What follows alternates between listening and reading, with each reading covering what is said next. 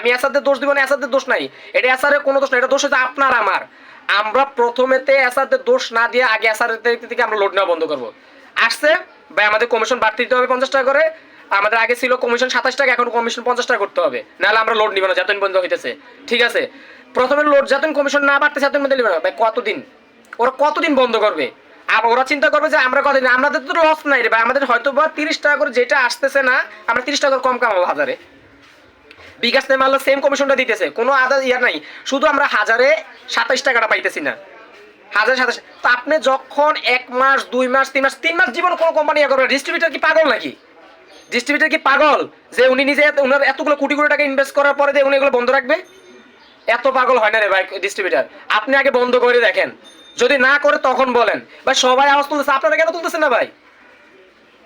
আমার তো মনে হয় যে আপনাদের কাছে মনে হয় না যে এই 20 টাকা 20 টাকা তারা যে বেশি করে নিতেছে আমাদের থেকে। আপনি দেখেন না বিভিন্ন ধরনের ইয়াতে, যে আজকে আমি যেরকম দেখলাম, আমরা যখন এয়ারটেলের এসআর আসলো বললাম যে আমাদের কমিশন কত টাকা, ওরা বলতেছে আমাদের কমিশন 27 টাকা। এত অথচ কিন্তু আমরা যখন আগে রিচার্জ করতাম 28 টাকা করে নিতাম আমরা কমিশন, হঠাৎ করে 27 টাকা বলতেছে। আচ্ছা কিছু করে না, এখন 1 টাকার জন্য আমরা গায়ে বাজাইতেছি না কিন্তু ভাই। কিন্তু 1 টাকা করে একটা দোকানটা যদি হয় 1000 দোকান হলে 1000 টাকা, 1 টাকার জন্য আমরা মূল্য দিতেছি না, কিন্তু 1 টাকা করে হলে 1000 দোকানে 1000 টাকা। কেন আপনারা কথা বলবেন না ভাই?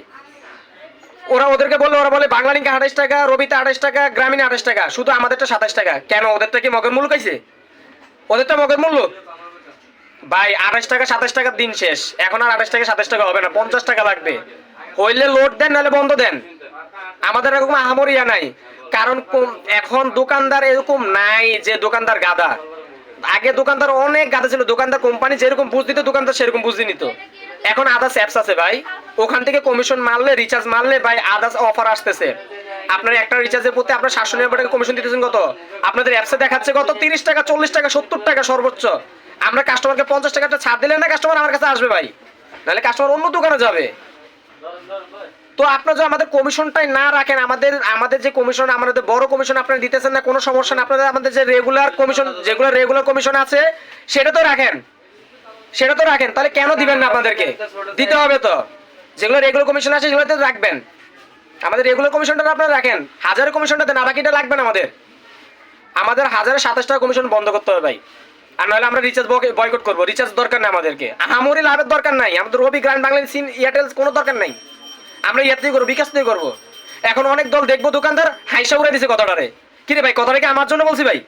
কথাটা আপনার জন্য বলছি, আমাদের পরবর্তী যারা উদ্যোক্তা আসবে তাদের জন্য বলছি। আপনি চিন্তা করেন না, যদি আপনি রেগুলার 50 টাকা করে এখান থেকে কমিশন পান, তাহলে 5000 টাকা সেল করলে আপনি 250 টাকা পাইতেছেন। এটা চিন্তা করেন না। 30 টাকা করে পাইলে, 27 টাকা করে পাইলে একটা কয়জন দিতেছে ভাই? কয়জন দিতেছে ভাই 1 টাকা করে? আবার আপনার যখন রিচার্জে ভুল হয় ভাই, এটার মাসুল কি কোম্পানি দেয়? এটা আমাদের থেকে পোষায় নিতে হয় ভাই। দিন শেষে যখন আমরা হিসাব করি মান্থলি 5000 টাকা 6000 টাকা জোগাইতে পনেরো দম চলে যায়। আর না পারলাম কোনো কথা বলতে, পনেরো সুতাশো বাইরে যাবে 5-6 হাজার টাকা ইনকাম করতে এখান থেকে। এত টাকা ইনভেস্ট খাটানোর পরে একটা ভুল গেছে কোম্পানি, তো সেটা মাসুল দিবে না। কোম্পানি কেন আমাদেরকে 50 টাকা দিতে পারবে না? আমি তো না পারার কোনো প্রশ্নই উঠতেছে না। কোম্পানি যদি আগে 2 GB যদি আপনার 50 টাকা দিতে পারে, এখনই 100 টাকা কিভাবে হবে? ও যদি ওটা পারে, তাহলে আমাদের কমিশন না দেওয়ার কোনো উদ্দেশ্য আমাকে দেখান, যে একটা ওয়ে দেখান যে এই কারণে পাচ্ছেন, ওই কারণে পাচ্ছেন। ড্যাট বাড়তে ট্যাক্স তো আমরাও দিতেছি না, ওইটার মাধ্যমে তো ট্যাক্সগুলো আমাদের থেকে নিতেছে, লোডের মাধ্যমে।